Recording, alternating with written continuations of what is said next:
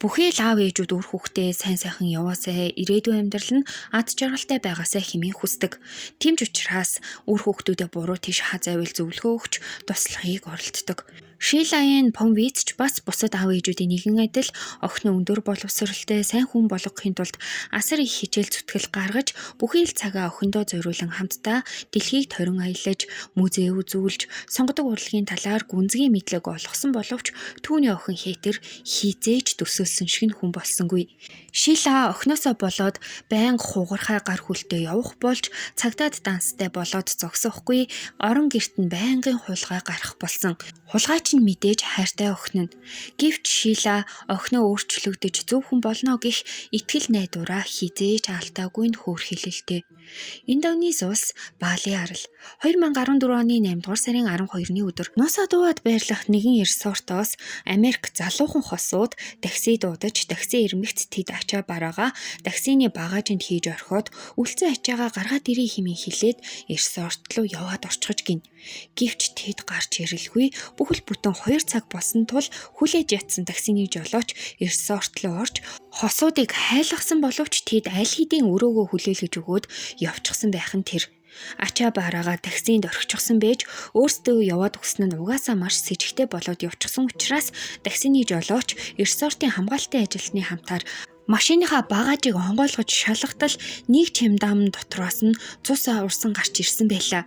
Цус урссан чемодан зүгтаас нь зорчигчд гээд байдал нэг л биш болсон нь тодорхой болсон тул жолооч шуутган л цагдаа дуудаж цагдаа нар чемодан дотроос эмэгтэй хүний цогцос олсон нь Америкийн нэгдсэн улсын иргэн 62 настай Шилаen Помвицийн цогцос байлаа.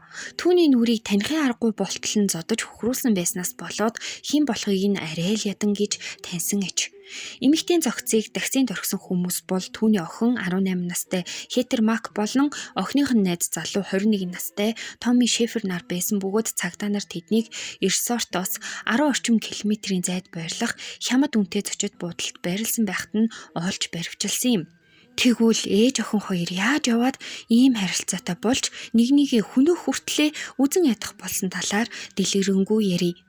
Ам хохирох Шилаen Помвиц нь 1952 онд Америкийн нэгдсэн улсын Миннеаполист төрж Мичиганд өсч тойрнсон. Бакалавра улс төрийн шинжилгээ ухааны мэргэжлээр төгсч сенатор Тед Кеннедигийн судалгааны төвд ажиллаж байгаад Вашингтоны их сургуульд магистрийн зэрэгээ хамгаалсан өндөр боловсролтой нэгэн.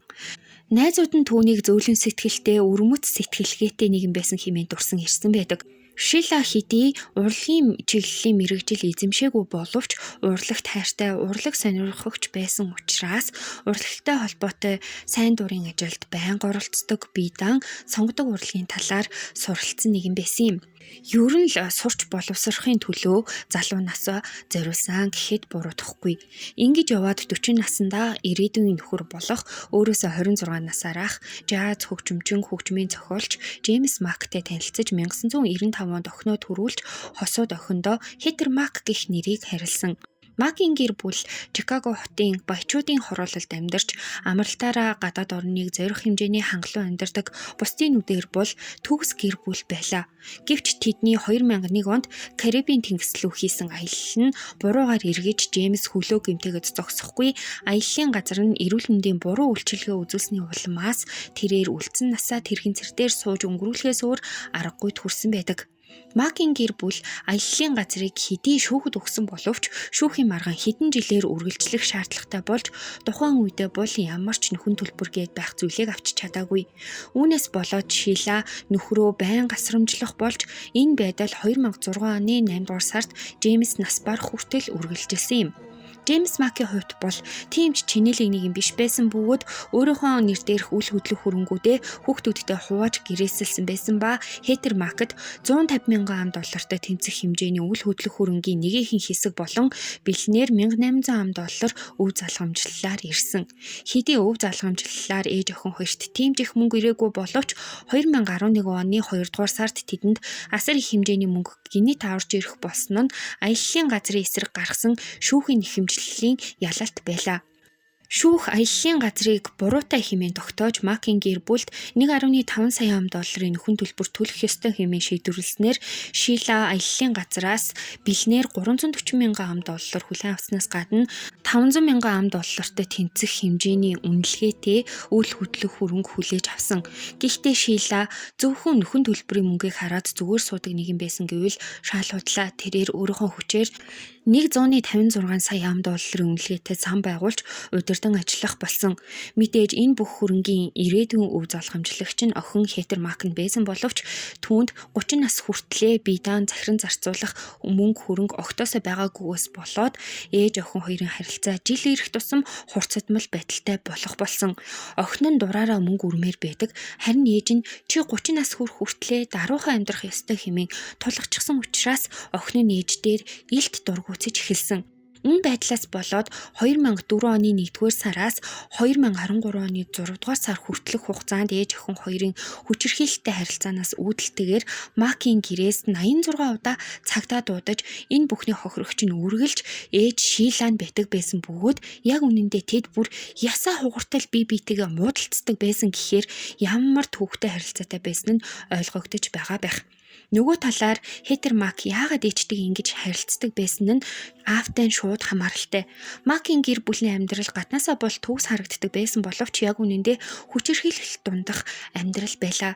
Джеймс Шилатай гэрэлсэн цагаас эхлэн байнга хил хамаар доромжилж зоддог байсан бөгөөд нас барах хүртлээр эхнэрээ хүчирхийлдэг байснаас болоод Хетер ээжтэйгээ муухай харилцаж болох юм байна гэх ойлголтыг өөртөө бүрэн суулгачихсан. Тэр байдал нь Хетерийн үг хэлнээс байнга илэрдэг байсан бөгөөд аав нь нас барсны дараа одоо аав чамайг зодож чадахгүй учраас би зодох болно хэмээн хэлж байгаад зоддог байсан ээж. Ингээд аавыгаа нас барснаас хойш охиных нь хүчирхийлэл улам илүү газар авснаас гадна гэрээсээ зугтааж ээжээсээ байнга шахуу мөнгө хулгай хийх болсон.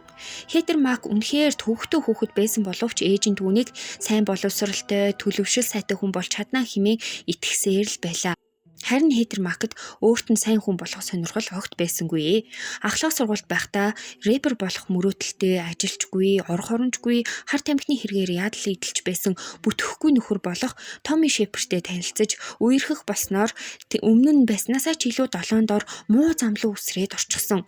Хетер ахлах сургуулаа төгсөх хүртлээр 3 удаа жирэмсэн болсон боловч ээж нь охиныхоо ирээдүйг үгүй хийхгүй гэх зөв ч юм уу буруу ч юм уу мэддэхгүй бодлоосоо болоод 2 удаа үр хүндлэлтэнд оруулж 3 дахь хүүхдийг нь бас хүчээр үр хүндлэлтэнд оруулахаар оролдож эхэлсэн байдаг. Энэ асуудлаас болоод ээж охин хоёр маш аимшигтайгаар маргалцсан боловч ээж нь охинтойгоо харилцаагаа сайжруулахын тулд охиноо аваад Балийн арал руу аялахаар шийдэж бүх зүйлийг өөрийн биеэр төлөвлөн 2014 оны 8 дугаар сарын 2-ны өдөр Дус арлыг зорин очиж Тансаг зэрэглэлийн ресортод буудалсан. Гэвч Шила нэг зүйлийг гадарлаагүй нь тэднийг охиных нь найз залуу Томми Шепер дагаж ирсэн гэх үйл явдал байсан юм. Хетер аялалд гарахаас өмнө ээжийнхэн кредит картыг хулгайлж аваад найз залуугийнхаа Балийн арал дээр ирэх аяллаа мөнгийг төлсөн бөгөөд төлөхдөө бүр хамгийн өнтэй хувилбаруудаар нь төлсөөр байгаад нийт төлбөр нь $12,200 болгочихсон байдаг. Ингээд Томми Шепер ээж охин хоёрын хамтаар 2014 оны 8 дугаар сарын 2-ны өдөр Балийн арал дээр ирж амралтаа эхлүүлсэн бөгөөд төд удалгүй Шила түүнийг ч бас ирчихсэн гэдгийг олж мэдсэн боловч яг яагаад ирснийг нь мэдээгүй л байсан байх хөөрхий. Яг үнэндээ түүний өөрчлөгдөн хэмээн найдаж байсан охин нь өөрийнхөө найз залуугийн хамтаар ээжигээ хөнөөх төлөвлөгөөг эртнээс гаргачихсан байсан юм. Тэд энэ төлөвлөгөөгөө Томми Шеперийн үеэлтэй хамтран боловсруулсан бөгөөд Томми Шепер Хетер хоёр өөрсдөө Бонни энд Клайд хит нартай адилтгаж байлаа. Тэдний хувьд хайрынхаа төлөө хүн алж хүрээ талах юу ч биш байсан нь өөр хоорондоо бичлэлсэн зурвсуудаас нь илхэн харагддаг. Хетер Макийн бодлоор ээж нь нас барчгал юм бол заавал 30 насыг хүлээлгүйгээр өв залгамжилсан хөрөнгүүдээ захиран зарцуулах боломжтой болохоос гадна Томмигийн үеэлд нөхөн төлбөр болгоод $50,000 өгчих боломжтой байсан. Тэр нь угаасаа үнэн байсан л та. Тэдний анхны төлөвлөгөө нь Шилаг дээрээр дарж хөнөөх эсвэл усанд живүүлэх байсан боловч тэд төлөвлөснөөсөө өөрөөр хөнөөхөөс өөр аргагүй төрчихсөн. Учир нь Шила Томыг дагаад ирчихсэн гэдгийг мэдмэгцээ өрөөнд нь очиж маргалдаж эхэлсэн ба энэ үеэр Томи өрөөнийхөө жимсний төмөр тавирыг авч эмэгтэйн толгой болон нүүрлөө угсруулан цохиж байгаад хөнөөчихсөн ба Хетер Мак энэ үед юу ч болоогүй юм шиг хараад л зогсож байсан. Тэр чин уул нь ээж нь шүү дээ. Ингээд цаашаа юу болсныг бид мэднэ. Алуурчин хосуудын төлөвснөөр болсон бол тэд цогцыг вакцинд хийж орхиод өөрсдөө Америкийн нэгдсэн улс руу нисч очиод мөнгөө эрх дураараа зарцуулах байсан. Харамсалтай нь онгоцонд сууж чадаагүй байж байгаад 2014 оны 8 дугаар сарын 15-ны өдөр баривчлагдсан юм. Баривчлагдах үедээ Хетерийг хинч харсан жирэмсэн гэдгийг илт харагдаж байсан бөгөөд 9 дугаар сарын 19-ны өдөр Томи Шефер Шилаг хөнөөсөн гэдгээ хүлээн зөвшөөрсөн бол Хетер түүнд зохицыг чамдаамд хийхтэн тусалсан гэдгээ хүлээн зөвшөөрсөн байдаг. Ер нь яагаад хөнөөх болсон талаараа тэд мэдүүлэхдээ Шила бидний хүүхдийг хөнөөх гээд байсан. Дээрээс нь Хетерийг боомлох гэж оролцсон учраас арга буюу биеэ хамгаалах гээд хөнөөчихсөн хэмээн худал мэдүүлэг өгч байлаа. Тэдний шүүх хурал 2015 оны 4-р сард товлогдсон боловч Хетер энэ бүхнээс 3 сарын өмнө буюу 2015 оны 1-р сард өөрийнхөө охиныг төрүүлсэн. Ингээд тэдний шүүх хурал болж Томи Шеферт 18 жилийн хорих ялыг оноосон бол Хетерт 10 жилийн хорих ялыг оноосон. Шүүгчид Хетерт бүр маш инэрэнгүү хандлага үзүүлсэн бөгөөд түүнийг дүүнгэж хүүхдэд төрүүлсэн гэдэг утгаар нь ийм зөвлөн хандсан аж. Хетерийн хувьд охиноо 2 нас хүртэл нь шоронд хамт хоригдож байгаад шоронд хоригдсныхоо дараа танилцсан нэгэн найзтай охиноо итгэн үлдээсэн. Ингээд Хетер 2021 оны 10 дугаар сарын 29-ний өдөр шоронгоос суллагдаад Индонез улсад үлдэхийг хүссэн боловч Америкийн нэгдсэн улсын иргэн дээрээс нь гэмт хэрэг үйлцэн гэдэг утгаар нь түүнийг охинтой нь хамт албатан гаргасан. Харин түүнийг Америкийн нэгдсэн улс бас баривчлах гээд хүлээж байсан. Учир нь Америкийн нэгдсэн улсын хуулиар хэдий өөр улсад үлдэгдсэн байлаа ч гэсэн өөрийнх нь улсын иргэн хүний амь насанд хүрээд эсвэл гэмт хэрэг үйлдчихэд ирсэн тохиолдолд өөрийнхөө улсын хуультай жишиж үзээд бага ял хүртсэн байгаа тохиолдолд ахин шүүх хурал хийгээд ялалдаг. Яг энэ байдлаар Хетерийг яллаад түүнд 26 жилийн хорих ялыг оноочихсон. Тэгэхээр түүний найз залуу Томи Шеферч бас эргэж ирээд ахиад яллагдана гэсэн үг. Харин тэдэнтэй хамт төлөвлөгөө боловсруулсан Томи Шеферийн үеэлийн хувьд 9 жилийн хорих ялыг сонссон. Хетерийн охины тухайд Америкийн нэгдсэн улсад ирснийхаа дараа фостер кэр үйлчилгээнд хамрагдаж асран хамгаалагчаа томилуулсан байгаа. Гэхдээ тэрээр Шила болон Джеймс нарын үлдээсэн бүх эд хөрөнгийн цорын ганц өв залгамжлагч нь болсон. Энэ удаагийн маань хэрийг хүрээд өндөрлөж байна. Таалагдсан бол лайк дараарай, сувгийн маань дэмжээ, subscribe хийгээрэй. Баярлалаа. Баяртай.